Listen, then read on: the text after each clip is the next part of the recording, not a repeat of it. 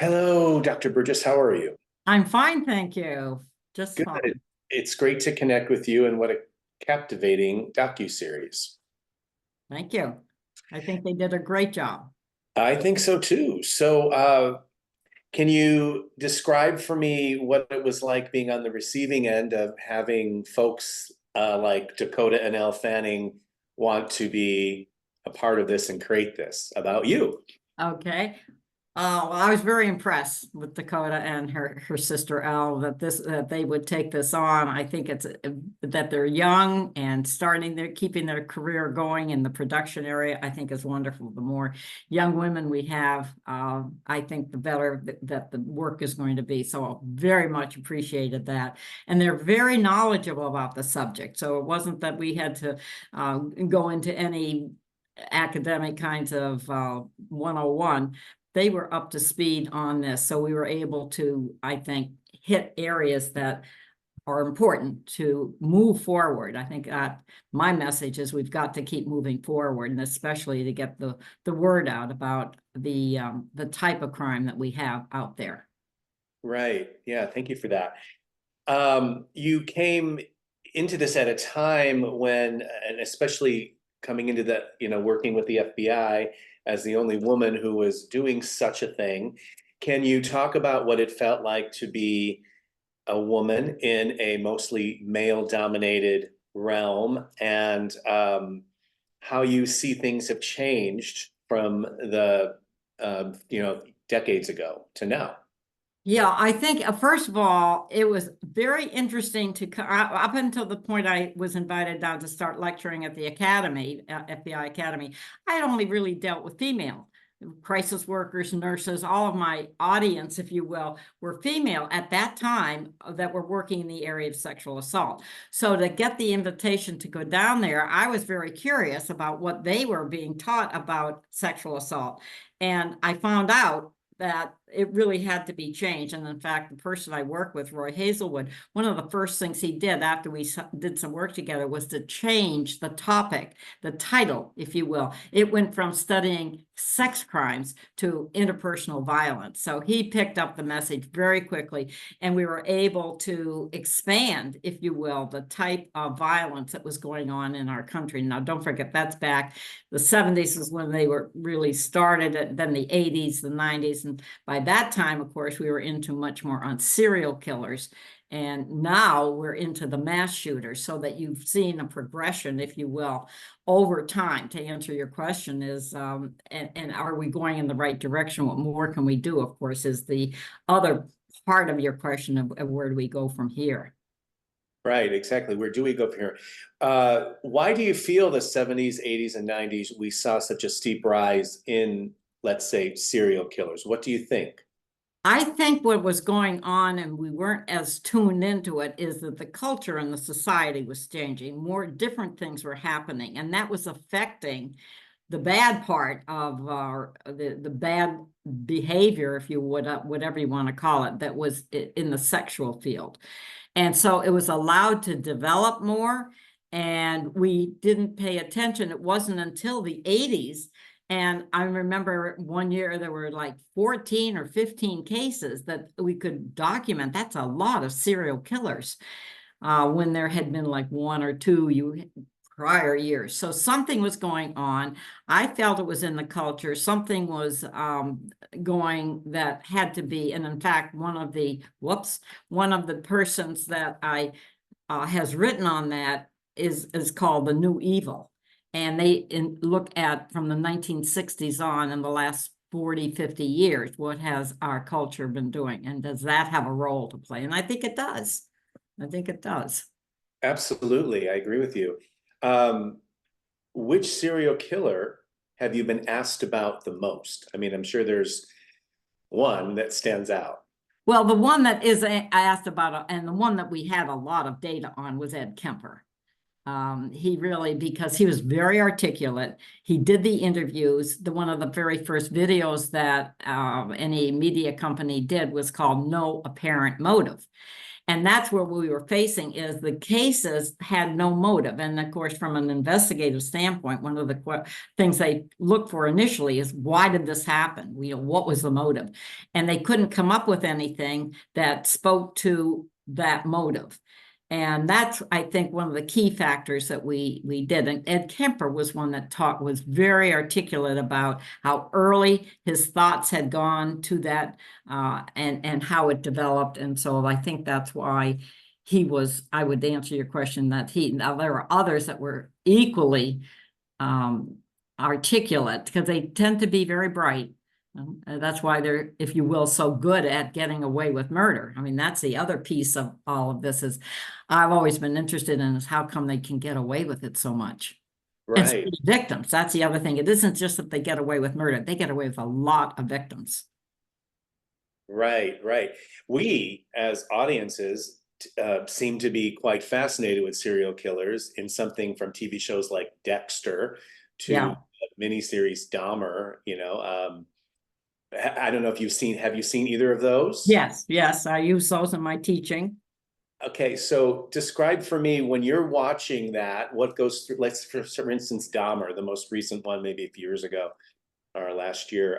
What was going through your mind when you were looking at that? Are you yourself somebody who likes to watch those types of things? Well, I don't have a lot of time to watch those kind of things, to answer your question, but certainly I watch them to see how accurate they are. I'm interested in, do they get it right?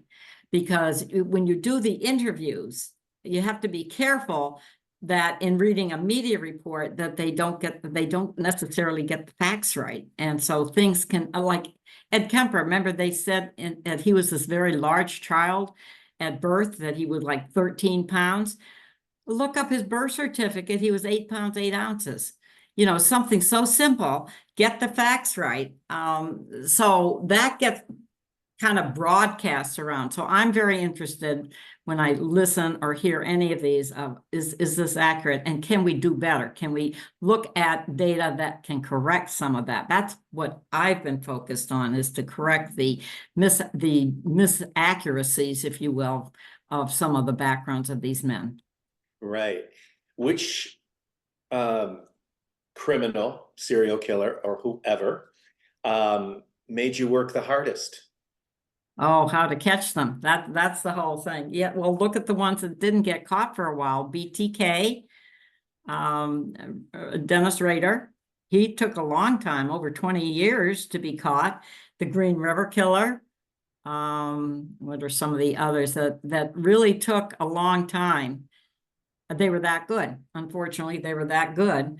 Or they had the double life, if you want to call it that, so that they blended in as, he's such a nice guy, he would never be a serial killer kind of thing. They failed to realize that a lot of, quote, nice guys are just able to be good at fooling people and get away with it. So I would point to the ones that took a long time. You look at the Golden State Killer out in California. He was another one. The Richard Little, I think, the one that he had a lot of victims, and he was the one that had art. He would sketch them, and he would sketch them from memory. Now, what does that tell you? That tells you something interesting of how well he studied them before he killed them. And then he was able to memorize them and pretty accurate in how he sketched them. And that's what he left. So a lot of those things I think are important in terms of how has it changed, and where are we going? What else can we learn about them? Right. And the series, the docuseries, is sort of, the tagline is, or the description is, you go into the minds of the serial killer. So how do you shake that off, or do you, or how is that challenging, or how was that challenging for you?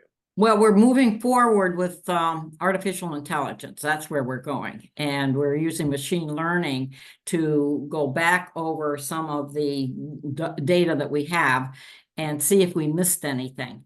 Because you can put large amounts of data in and come up with what they call the topic modeling that it comes up with. And I've thinking and I look at this and the work that we've done there is, are we asking the right questions? Could we be doing more with our interview or interrogation? So that's where we're going next. Or clinically, for those of people who work in mental health, again, should we be diagnosing them, in the current categories we have, or should we be categorizing them by more about what they do? So to get into their mind means that we have to get information that they put down, not necessarily verbally, but written. That's where we're going with, is what do they leave, these manifestos that they leave? Can we be what we call data mining them and learning more? So that's what I'd say is another important step to take. Got it. Well, one last question for you. In watching this, I'm thinking, this could easily be adapted into, like, your character could be easily adapted into a series. So let's say, in a kind of a nice little spin, that happens. Who would you like to see play you? Well, I think they did try that. I think that the Netflix series had tried that. They had Dr. Wendy Carr playing my part, and I thought she did they got the information correct, and they should have, because they had all of our data. They had our interviews with the killers. So I think they could do more in terms of doing the cases and how you analyze cases and what have we learned from that. I'd love to see that happen. And they could do a case through a series. We had 36, just in that first little study, we had 36 serial killers. Wow, that's amazing. Okay, so what would you love for viewers to take away from this? I'd like them to take away to really watch for accuracy. Is this really, what are we learning that we can help to dissuade some of the myths that are out there? These are dangerous people. How do you tell that? How do you, the social media is real important, because they have changed to getting their victims through social media now. We need to educate young people in that area. So the other thing is to be aware of what nursing can do. I really, that was my pitch, is as a nurse, that we let the people know what kinds of things that we can do in our field, that rape crisis centers are important. And if there's any victimization, they really need to get some help so that they don't suffer in silence. Wonderful. Thank you so much for your time. And it was great to see all this portrayed in this. So thank you. Well, thank you for the interview.